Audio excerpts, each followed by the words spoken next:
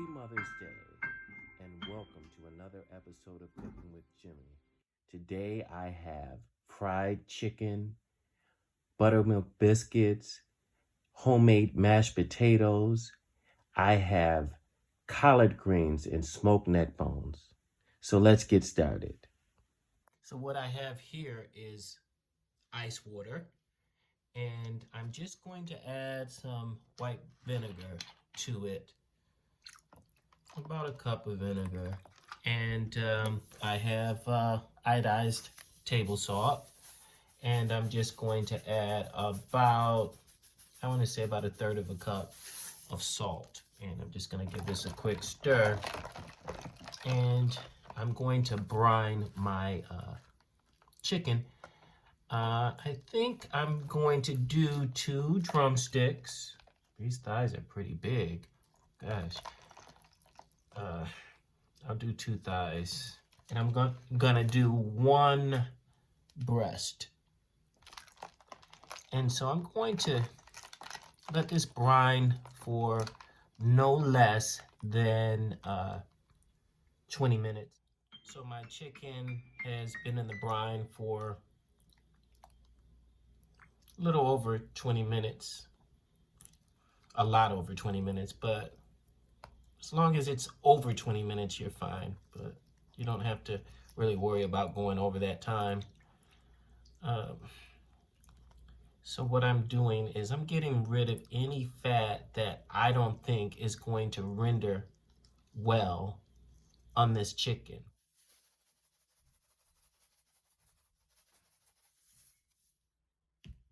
So I changed my water, and we're back at it again with the vinegar and the salt. And we're just gonna do this another time. Continue cleaning it, but I did need to change my water. So I have my chicken cleaned thoroughly. I had to go through it a third time and just really get in there real good over the sink. And so it's straining right now. And what I'm going to do is I'm going to go through it and I'm going to make incisions. And the reason I'm doing that is because otherwise it won't fry all the way through. These big pieces, they need incisions in order to cook thoroughly. But it also helps the marinade get through all the way down through it. So there's 2 reasons why you want to do that. Here I have my smoked neck bones, and I have them in a pot, or in my crock pot rather. And I'm just going to season them with a little adobo. I always use my MSG, my monosodium glutamate. So that's the proper name of it. And that is an extract from seaweed, and it gives you that umami effect. I'm going to use cayenne just for a little kick, and onion powder. I want to add just a little bit of sugar, a heaping tablespoon of sugar.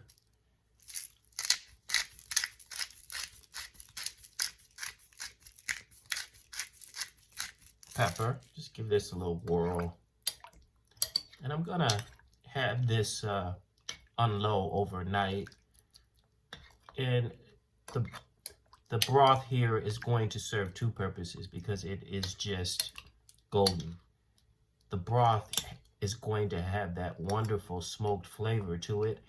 And I'm going to use this broth to blanch my green beans once I get my neck bones to a nice tender consistency, and that will take overnight. And you know when they're done because when you handle them, you can tell how tender they are or are not. So we're gonna let this go overnight, and let's see what we come up with. I would like to get the marinade started for my fried chicken. One of the things that I noticed is that when people are making a marinade or when they're seasoning, they do like this. I don't have time for that. Take the top off, and if you know that you're gonna need a tablespoon, put a tablespoon in there. Take the top off of it. You can get carpal tunnel doing all that. So nobody got time for that. Take the tops off. And in my case, this is honey mustard. This one was Cajun seasoning. Take the tops off. Ginger.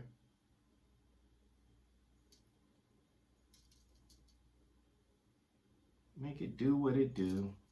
I mean, I'm using about a teaspoon of each of these spices. Turmeric.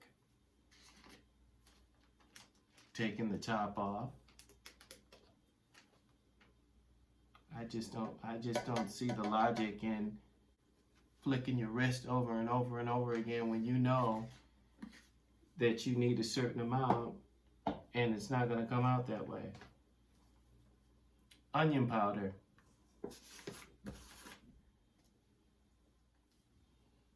I like my garlic powder, of course. Celery salt.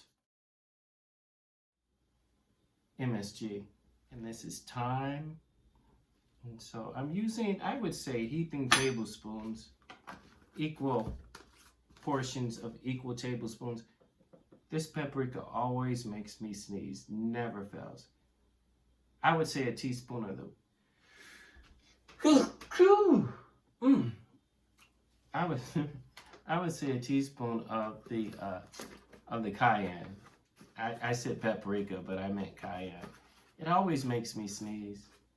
Never fails. So I do add sugar in it. Absolutely everything that I cook has sugar in it. So this is ranch. I put ranch in my fried chicken. My chicken bouillon. I prefer to use this chicken bouillon because it's a larger container. Heaping tablespoon. This is black pepper. I like to just blend it, get it out of the way, and I'm done. I get my spices together, get them to what I want it to be. This is white pepper. And I'm good. And of course, those of you who have watched my previous channels know that I have a wet and a dry batter for my fried chicken. I'm just gonna give this a taste. I think I like it. So, I have my self-rising flour.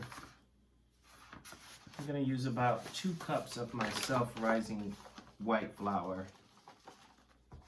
And all I have to do at this point is mix my dry ingredients together.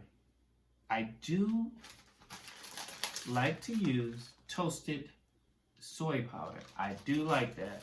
You know, it just gives it a nice toasted flavor.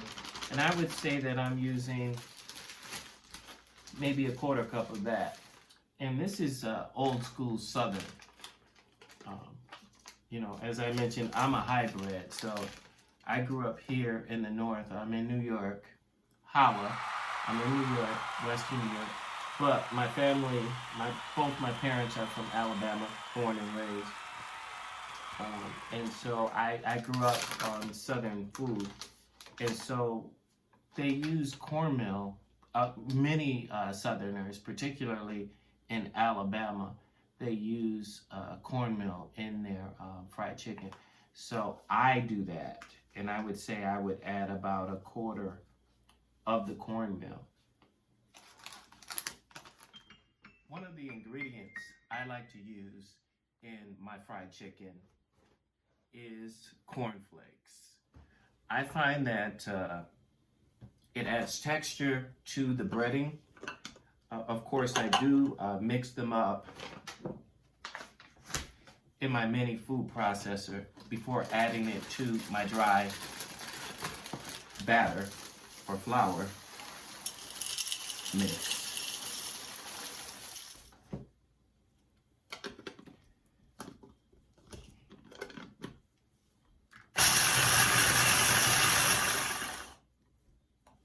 That should do it. You do find that you do have a consistency that is a little bit tough, but you don't want it to be to a point where you have huge flakes in there, because what happens is it basically doesn't stay on your chicken, and so you definitely want it to stay put. They don't use this in the South that I know of, at least for their fried chicken, is cornstarch. I think the cornstarch works well. The cornstarch in your breading, and I'm going to use about an eighth of cornstarch. What it'll do is not only will it make your breading nice and crunchy, just like the cornmeal will make it. You want to make sure that you taste it to make sure that you have enough seasoning in it. But you want to have enough seasoning,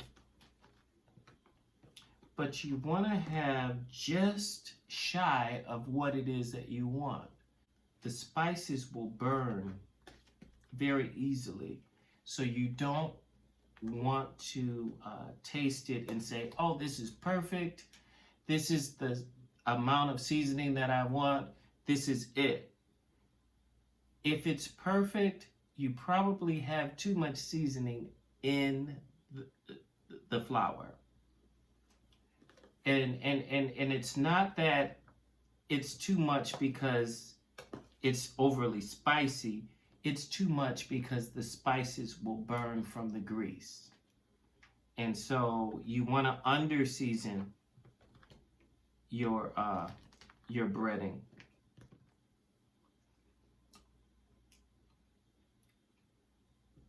And this is almost where I want it.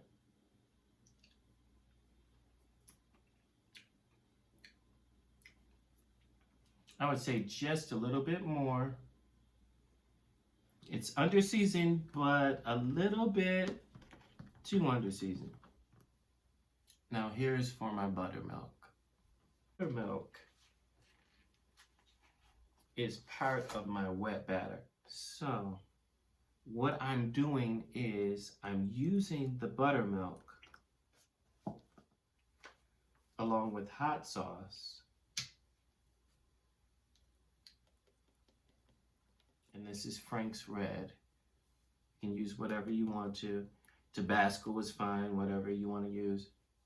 And in my wet sauce, I like to use fish sauce. I like to use it. It gives it a nice hearty flavor that I cannot describe. No matter what I do, I can't describe it. I'm gonna use some ranch in here too. And pickle juice. But you can also use dill.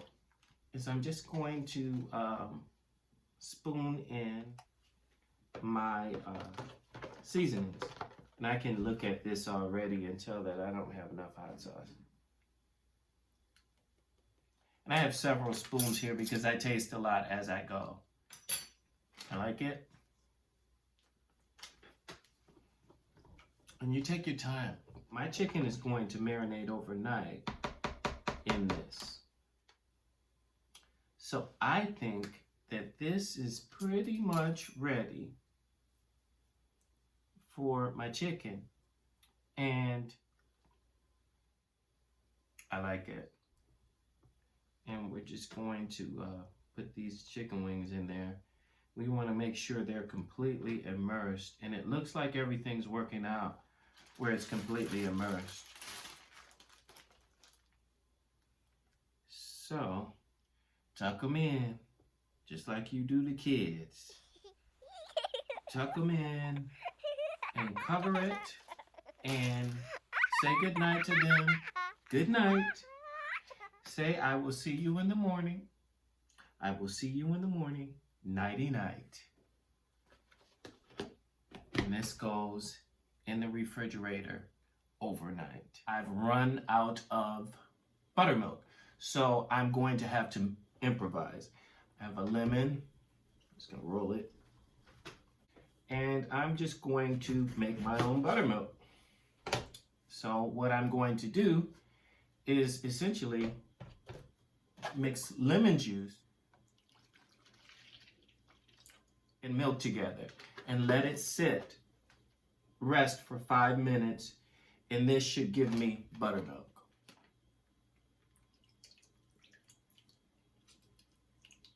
Using my strainer to catch any of the juice. That should be enough. And so we're gonna let this rest for 5 minutes, and that should do the trick. So now I'm going to start my dry ingredients for my biscuits. I want to say this is about 2 cups of flour. I like to season my biscuits. That's just my preference. Everybody has their own. So I use onion powder. And I also like to use a little bit of bouillon, chicken bouillon.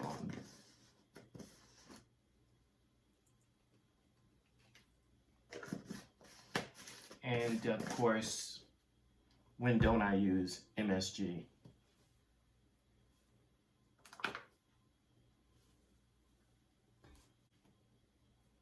Garlic powder. Shortening. One of the things that I use that is very important is cream of tartar. I'm going to use about a tablespoon of cream of tartar. It's going to give you a tender biscuit, and so I'm just going to start adding my shortening. So I'm going to start with the spoon until I can get more of a dough before I start using my hands. And I am using butter, but we'll get to that in a moment. But this to me is more cost effective, and it gives you the same result using a combination of butter and shortening. But this is a way to stretch your dollar, and you get a really great biscuit without having to break the bank. So let me go ahead and add just a little bit more shortening. So here we are, just mixing this until you get almost like a grainy consistency. It's almost sticking, but not quite sticking to your fingers. It's been about 5 minutes for the milk. So I'm just gonna add a few eggs to the milk.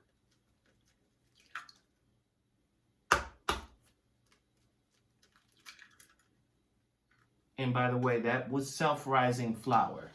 If I didn't have self-rising flour, I would use baking powder. But that was self-rising flour, folks. So that's important. Just gonna give this a mix. Okay, so let's gradually add this. We're gradually adding it because I'm not necessarily certain that I need all of this wet batter.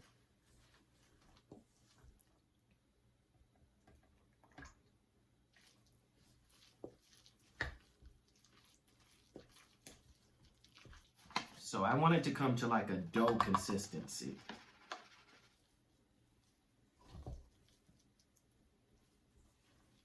Before I start working with my hands again, I'm going to try to get this as close to a nice ball of dough.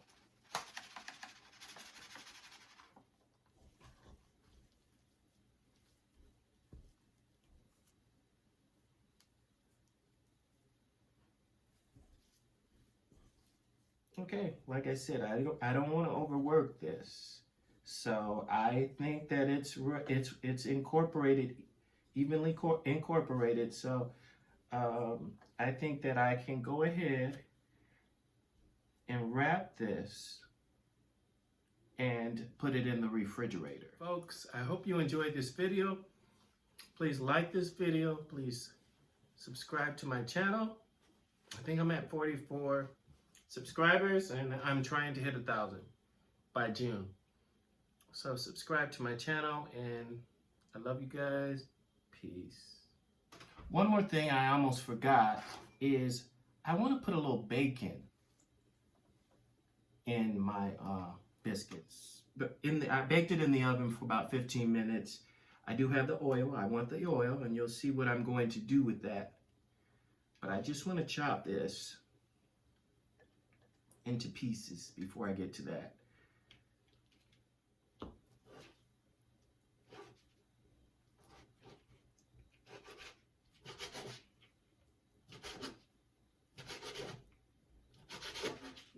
So I want pieces that are consistent. I don't want big pieces, little pieces, yada, yada, yada. I want all the pieces to be this uniform. I think that's what I'm looking for, uniformity. And I'm going to incorporate this gradually because I can look at the amount of it and I can pretty much eyeball whether or not, you know, it's enough. And I may have a little bit too much, but it's better to have more than enough of what you need. You see my oil, my bacon grease rather. We're just gonna incorporate that. Ever so gently, folding.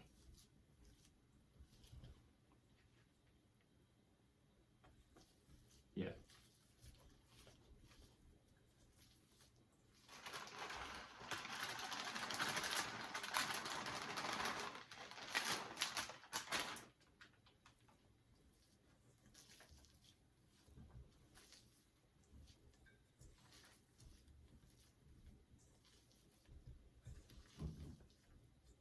We're making it do what it do.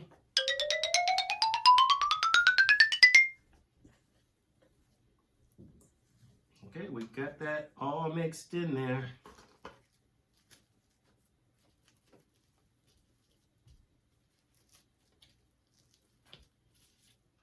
So we're back and we have our cooled dough. And so what I'm going to do right now, I think I'll use this. This will be easier if I just put it on this tray. So I'm just going to put down some flour just so it doesn't stick. And I'm going to place it on my sheet. And I'm going to spread it out. Spread it out evenly. And there's a method to my madness, you'll see in a moment. Layer of flour.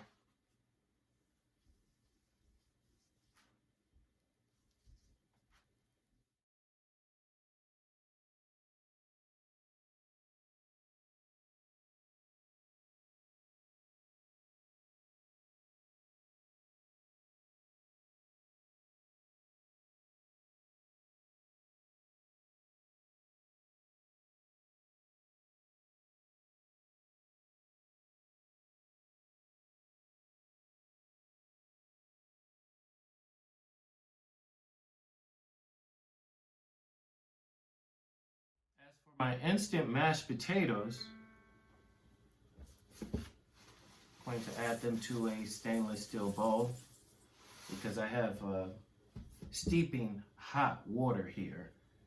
So you definitely want to use a stainless steel bowl. You don't want to use plastic. I'm just going to add some of that water.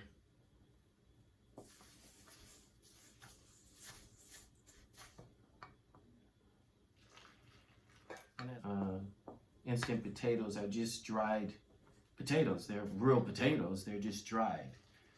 So, but the consistency of them is what is lagging or lacking in them. So you want to make sure that you take that into account, because if a person is like me, they can taste the difference between your mashed potatoes being instant or being real mashed potatoes, with the exception of how I'm doing it. So as I mentioned before, I ran out of milk. So I always, in my arsenal, I always keep canned milk. I always keep it. And, you know, with everything that's going on right now, it makes sense that anybody would do that. But I've always been one for my canned goods, because you never know when you can't get out and you run out of something. But I did start with the water just to hydrate them. And once I got them hydrated, that's when I added my milk, so that I'm stretching my ingredients. I'm also going to add a 1/4 stick of butter. And it's softened, so that helps keep the temp of my mashed potatoes. And I have some sour cream. And I'm just going to add the rest of this sour cream, because it's maybe 1/5.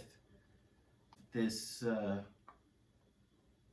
what's this, 8 ounces?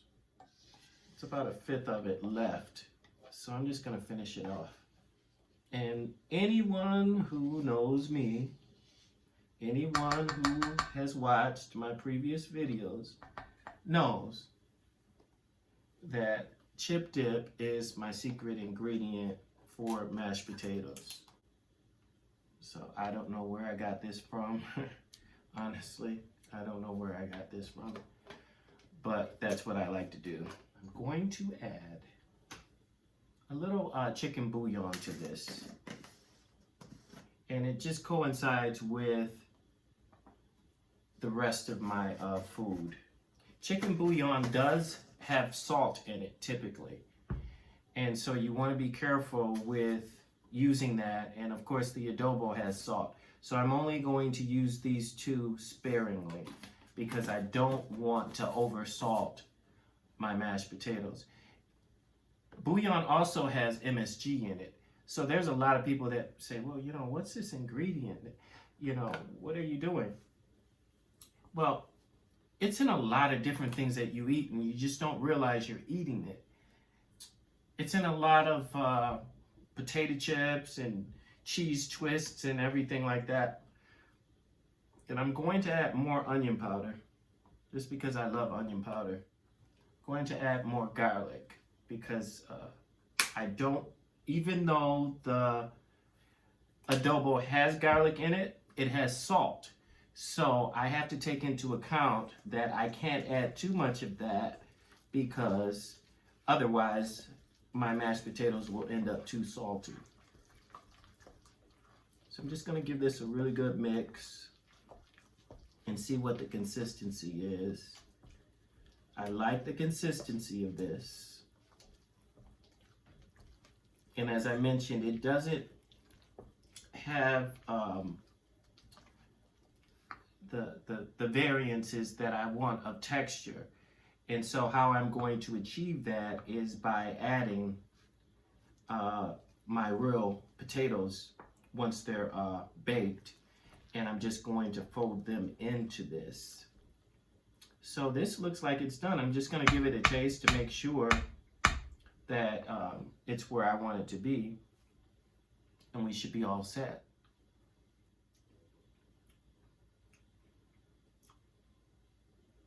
It's good. So we're gonna wait for those potatoes to get done, and meanwhile, we're going to take our biscuits out of the refrigerator. So I've taken my biscuit batter. I should have put it on parchment paper in retrospect. I realize that. It has cooled. I took it out of the refrigerator. I'm just going to fold it over.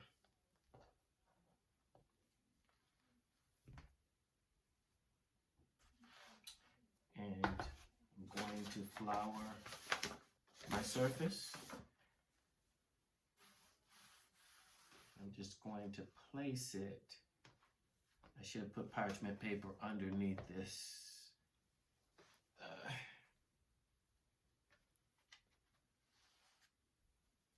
Just going to place it over my floured surface, and I have a rolling pin, and I'm just going to cover this with flour so it doesn't stick to my rolling pin. I'm just going to put a nice flattening.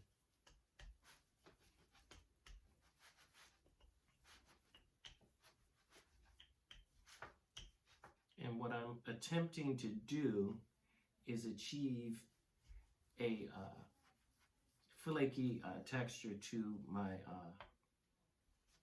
biscuit. And so we're going to flatten it as much as we can, not working it too much. So I'm just going to shape it a little bit before I add the next layer of flour. And I want to do this about, I want to say about 3 times. So I have my marinated chicken out of the refrigerator. It's been there overnight. And so what I'm going to do is take the chicken out of the marinade and let it drain for a few minutes. This breast is huge, humongous. So we want to drain it. It's soaked all that wonderful seasoning into it, and the buttermilk actually acts as a tenderizer. So it's going to be really nice and tender, and it's done its job. So we can take it out. And we want to drain as much off of this as we can. So I'm just going to let it sit above my marinade for a few minutes, maybe 5 minutes. But I'll be able to tell when it's, most of the marinade has drained off of it. We want to try to get this marinade off of the chicken because we're gonna flour it. Okay, so we have our biscuit out of the oven, and we're ready for our final fold. We got it to the shape that we want it. Then we can start cutting it into biscuits. It's going to be really nice and flaky. Labor of love, folks. Labor of love. It's nice and cold. And you have to take into account that when you're working with it and using your fingers are warm from your body temperature. So that's why you have to consistently work to bring it back, the temperature back down, because your body temperature, among other things, is warming the dough. And you see, this does, out of all this that we've done, we haven't made a lot of biscuits. So if you have a big family, you gotta just about triple this recipe. But I'm really big on, when I share my recipes, on sharing it in such a way where I'm not necessarily giving you measurements in regard to amount, but proportion. And so that's why I like to do it that way. And it's always, and this is how, many Southerners that I know, including, all the great cooks in my family, they don't measure. And the reason is because want to develop a skill set where you can know, based on the amount of people that you have to feed, the proportions that you need to use to feed the amount of people that you need to feed. And that's where you want to get in terms of your cooking ability. So I'm going to grab a butter knife, and then we're going to make it do what it do. So I have my butter knife, and I want to make equal portions, as equal as I can get them.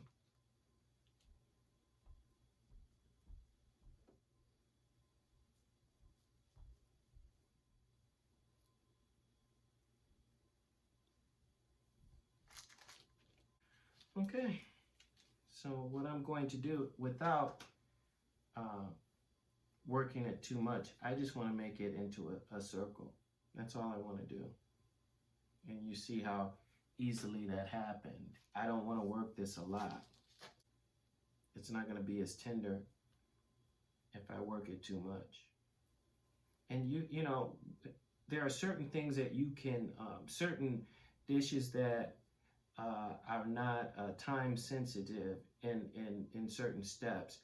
And by all means, if you are cooking this and, you know, preparing this, and you know well in advance that you have to do it, you can, you know, do this and put it in the freezer. It's not gonna come out any less extraordinary and fabulous if you do that. You see how this is just coming together without me having to do much. You want a nice, tender biscuit, and you can see the bits of hardened butter in there. It's gonna melt, and it's gonna catch all of that flour, and it's going to really make a nice flaky dough. That's the goal. That's always the goal. I didn't get a chance to get my grandmother's recipe, and she made fabulous biscuits. I think that cooking is a talent, and I can say that there's certain things that perhaps she wasn't taught, and she just evolved to learn over time. And so I have the gift of figuring things out, putting two and two together, as they say. And that's very critical to cooking, is being able to figure things out. I find that a lot of people that I watch, they use spices, and you know, they have unique names, and that's fine, and I'm sure they work well, you know. But I think it's important to know, when you're using these different spices, what is in them. I think it's important to know, because you never know if you'll find yourself in a situation when you don't have them. And so in the event you don't have them, you can make them yourself. You know, they give them these unique names, but essentially they're spices, they're herbs, and, you know, ingredients. And so I want to know what you put in there. You're wondering why that spice tastes so good. It's probably got some MSG in there.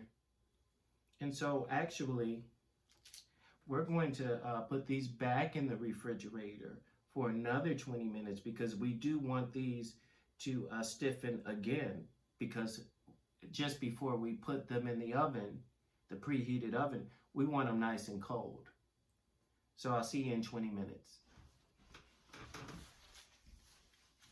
So I have my potatoes out of the oven, my baked potatoes, and they've cooled.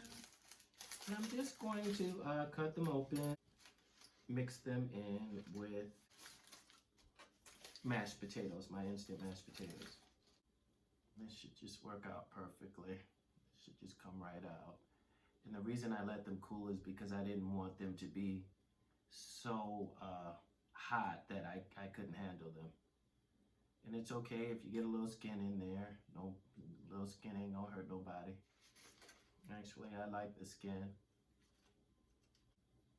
I don't mind the skin, but I don't like a lot of it. One more to go. 1 potato, 2 potato. 3 potato, 4 potato. All right, so I got my potatoes all done. And I'm just gonna mix this together. I want clumps of potatoes in here, but I don't want it to be inconsistent. So I think this pretty much does it. It just fold it right in there. But what I do think I need to do is add a little bit more milk. So I have my milk, and I think I'm going to add a little bit more butter to get it to the consistency that I want. And I'm happy with it. I think it's great. I think it came out great. You would never think that these weren't potatoes made from scratch. Okay, so I'm just gonna taste these.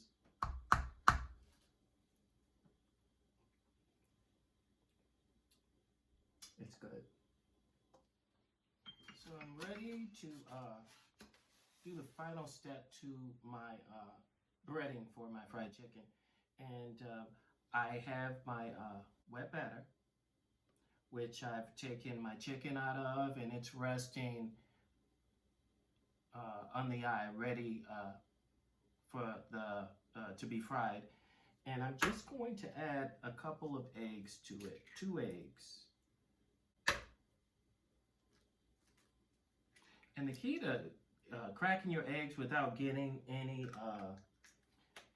eggshells in there is crack it on a flat surface. Never crack it on the edge of something like a bowl or the corner of a table or counter. Never do that. And so I see some YouTubers saying, crack it in a separate bowl and then put it in so that you can make sure that you don't get any eggshells in there.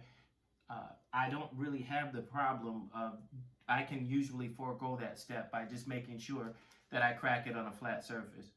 So this is my seasoned flour, and I'm just going to add about a cup of it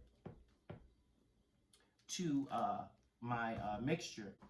And so what I'm attempting to do is I'm attempting to increase the gluten level.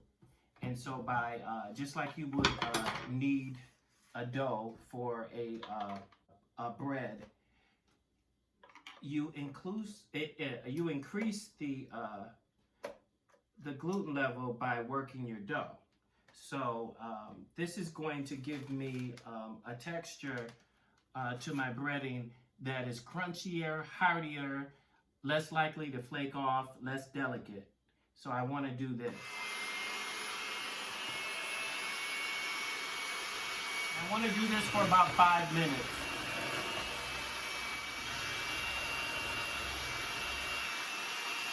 I think it needs more flour. Because mind you, I'm going to add club soda. So I want to take that into account.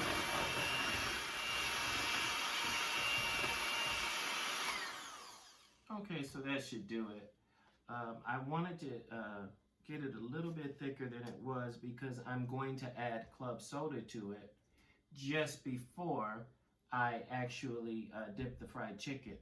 So I don't want to have it, I do want it to be liquidy, but I don't, I don't want it to be so runny where it doesn't stick at all. And so what the club soda does is it acts as a leavener, and it gives you a nice crispy coating. So that's gonna go in right before I actually dip the chicken, because I want to make sure that the club soda still has its effervescence. Okay, so I am back and I'm ready to dredge my breading for my fried chicken. Ooh, I have club soda. Club soda is club soda.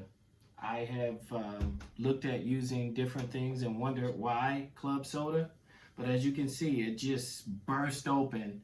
I hadn't shaken it or anything. It's just, it's strong. So I see why they say, you know, use the club soda, because whew, that club soda, I'm telling you, you see how it just burst open? I hadn't shaken it or done anything to it. But in any event, here is my fried chicken, and I am going to dredge it in my wet batter.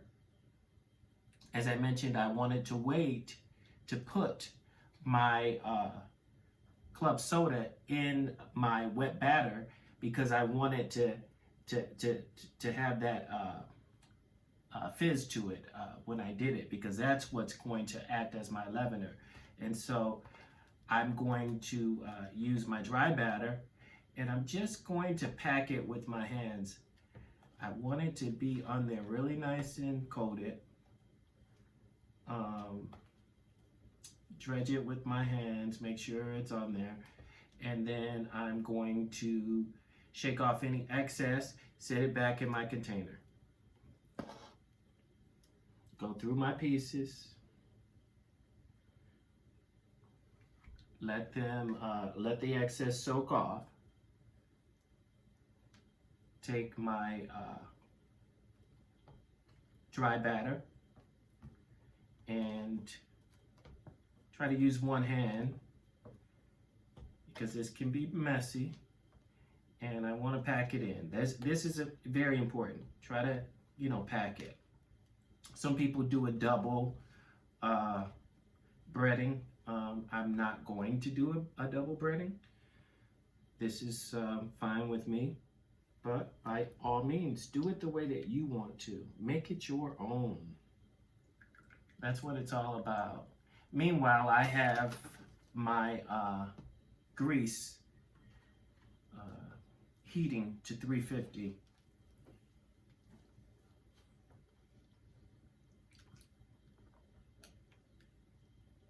Boy, these pieces are divine looking.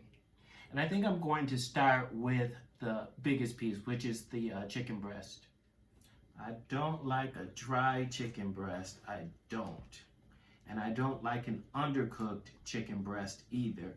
So it has taken me quite a while to work through cooking fried chicken using the chicken breasts. Because this is a video and I'm looking to present a really great presentation, I'm not going to cut that chicken breast in half. So when you're cooking the big pieces like that, sometimes you can cut the chicken breast in half. And I find that I usually can't eat a big piece like that anyway. So it just kind of works out for me. But in any event, I decided, just because of the presentation of the video, because this is a video, I decided that I wasn't going to cut it in half. So that's my reasoning. So the challenge is, it's on and popping. Okay, so we have that dredged. And now this big mama jamma, it is huge. Ooh, this is a big piece of chicken. Okay, so we have it dredged and just letting that excess come off of it. And this worked out perfect. I mean, I still have enough breading where I don't have to worry about it getting all over that chicken breast, because this is the biggest piece. There we go. That's how you do it. I'm gonna get off the excess. Make sure I got it evenly coated on all sides, everywhere. And we're ready to fry. So I'll see you over at the stove. It has reached the internal temperature that I'm looking for. So I'm ready to add my fried chicken. I want it at least 335, and it's above 335, between 335 and 350. So we're good to go. So I'm going to do the skin side up first. I'm just going to gently lay it in away from me.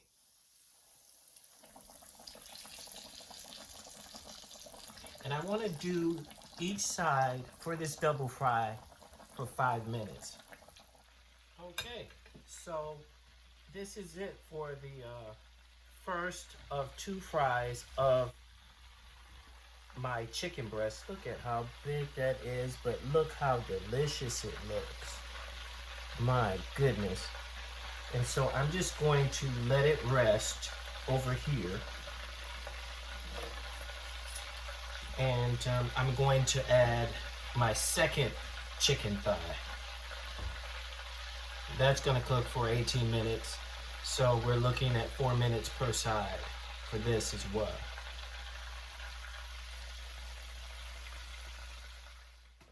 I'm just going to turn this around.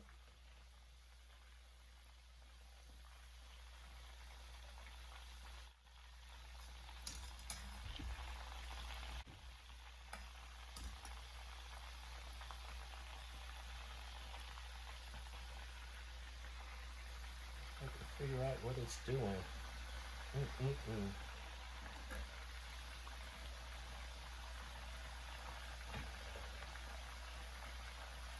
just gonna add a leg to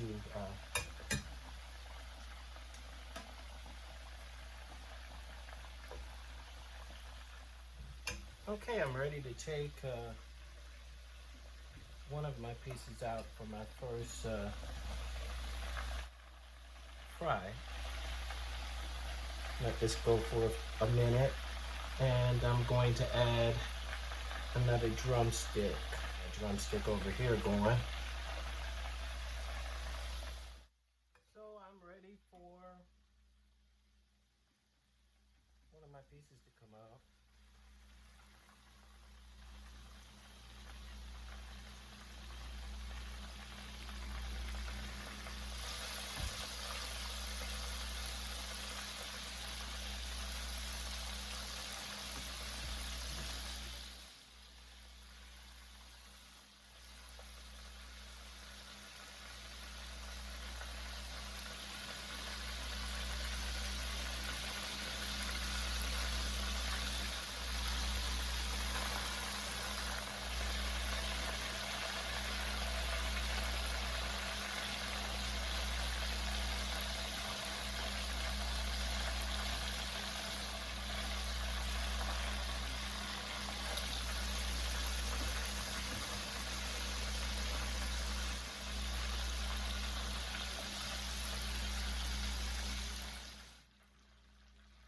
So my oven has preheated. My chicken, my last piece of chicken is almost done. I'm just gonna grab my cast iron skillet out of the oven. It's nice and hot. And I'm going to add my biscuits to it. I'm gonna pick the biggest, nicest biscuits for you guys, because I want you to see how wonderful they're gonna look. I think they're gonna look.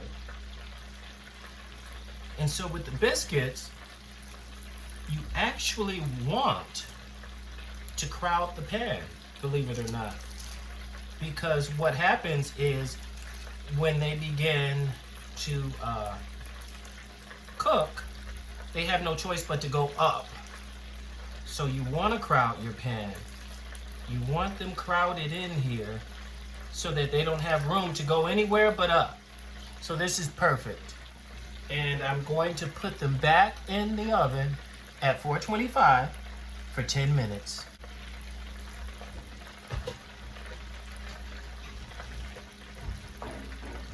And I think my chicken is ready to come out of the grease. I've already plated the rest of my chicken. So this is the last one that needs to be plated. And we're ready to eat. And before we eat, let's do a thumbnail. I have a tendency to forget.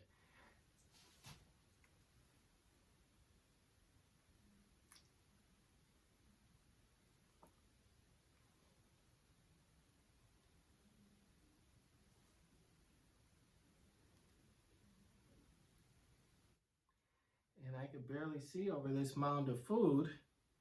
But what I am going to do is, because this chicken breast is a mammoth, and I don't like to waste food. So I'm going to cut this chicken breast in half before I bite into it, because I'm going to give half of it to my neighbor. This is what we have.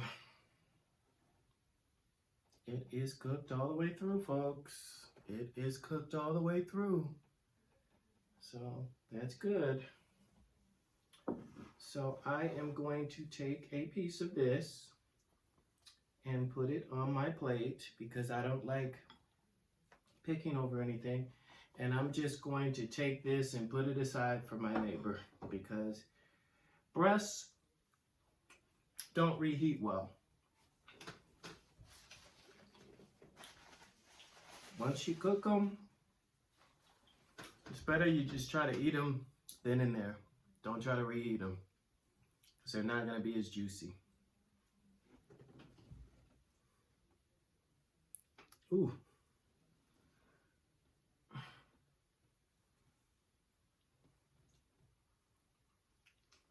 Mm.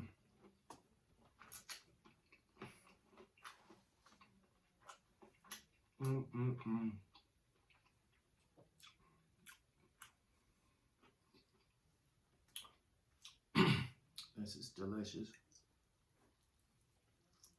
Mm.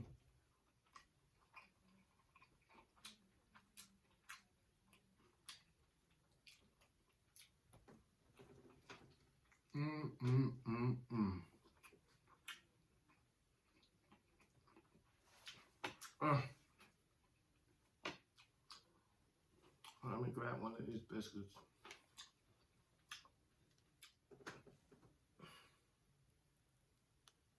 Oh, it's just so tender, it's falling apart.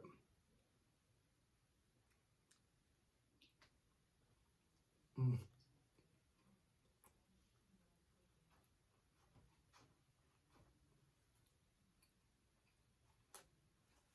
Mm. It's hot.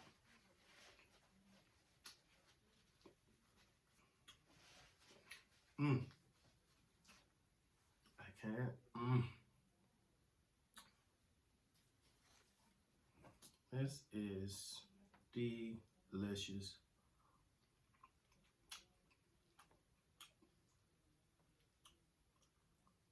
Mm. The biscuit is really, really tender. I should have probably let it cool a little bit more, because it is falling apart. But they're really good.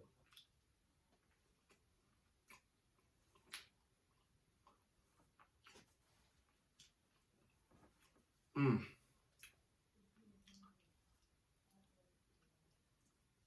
Mm, mm, mm, mm.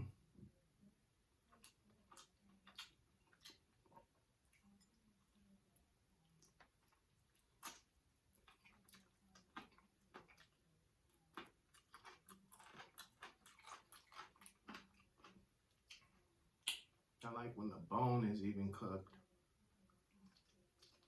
Mm.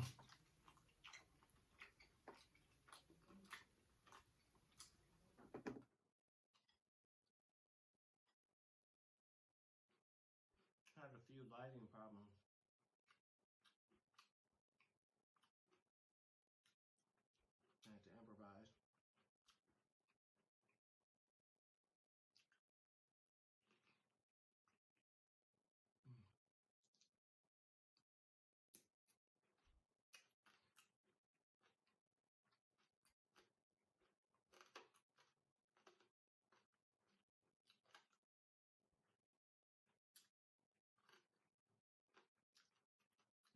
good.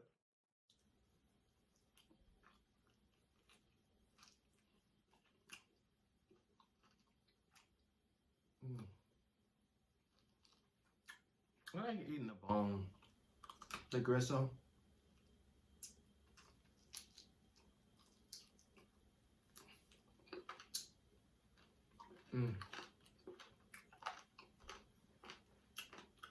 And as usual, some mashed potatoes.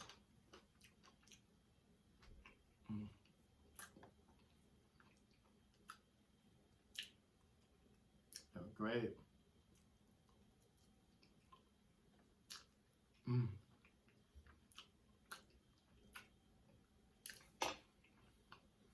I'm just speechless. I at least have to eat one of these drumsticks. I mean, come on.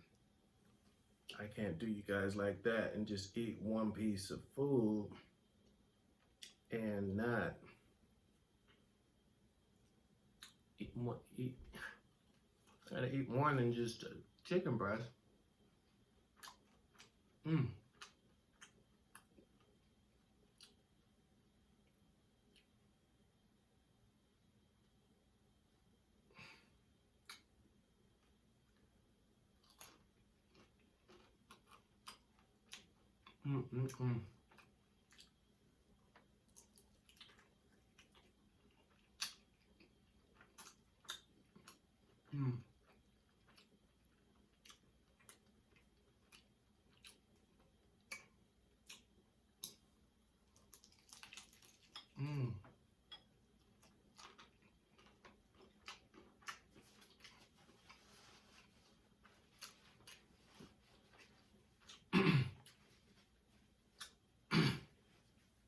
Wow. I don't know why. I'm full already.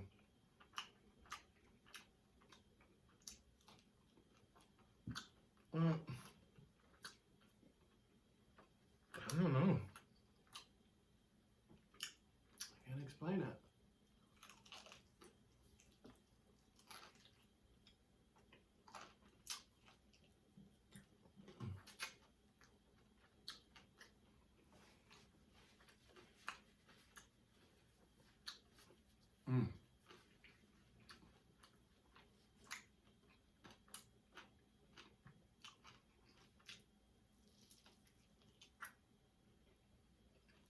Wow.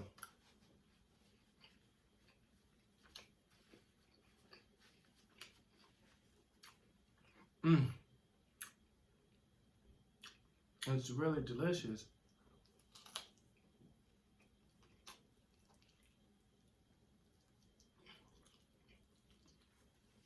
But I'm full already.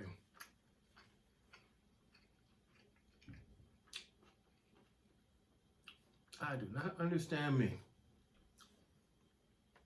So, folks, I hope you enjoyed this video. Please like this video. Please subscribe to my channel. I think I'm at 44 subscribers and I'm trying to hit 1,000 by June. So subscribe to my channel and I love you guys. Peace.